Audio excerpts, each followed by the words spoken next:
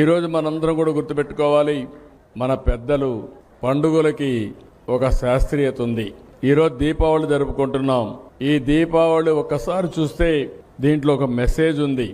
నరకాసురుడు ఆ రోజు ఒక రాక్షసుడు సమాజాన్ని అతలాకుతలం చేసే పరిస్థితి వస్తే కడాన మనందరం చూస్తే సాక్షాత్తు కృష్ణ భగవానుడే సత్యభామతో వచ్చి ఆ రోజు నరకాసురుడిని వధించి ప్రజల జీవితాలకు వెలుగు చూపించాడు.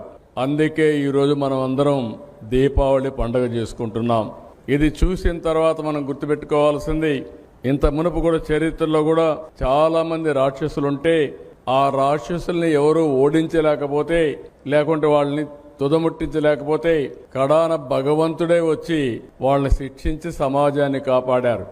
అలాంటి రాక్షసుడే మనం చూస్తే 1924లో ఈ రాష్ట్రాన్ని పట్టి పీడిస్తా ఉంటే ప్రజలే ముందుకొచ్చి మేము నిమిత్త మాత్రులం, నేను కానీ మా మిత్రులు పవన్ కళ్యాణ్ గారు కానీ బీజేపీ కానీ 3 పార్టీలు కూటమి పెట్టుకొని మేము మీ ముందుకొస్తే ప్రజలు మీరు స్పందించారు.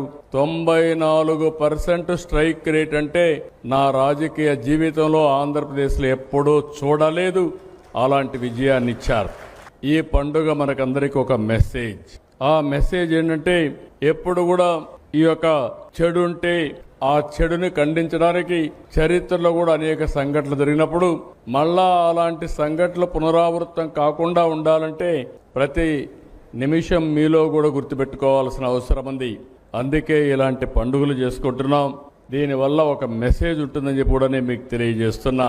నేను అందుకే ఇటీవల అన్ని మీటింగ్లో చెప్తాను, ఎప్పుడు చెప్పేవాడిని కాదు. మళ్ళీ రాష్ట్రంలో వైకుంఠపాళి వద్దు. ఆ వైకుంఠపాళి ఉంటే మాత్రం మన జీవితాలు ఎప్పుడూ బాగుపడవని మరొక్కసారి పండగ పూట అందరికీ విజ్ఞప్తి చేస్తున్నా.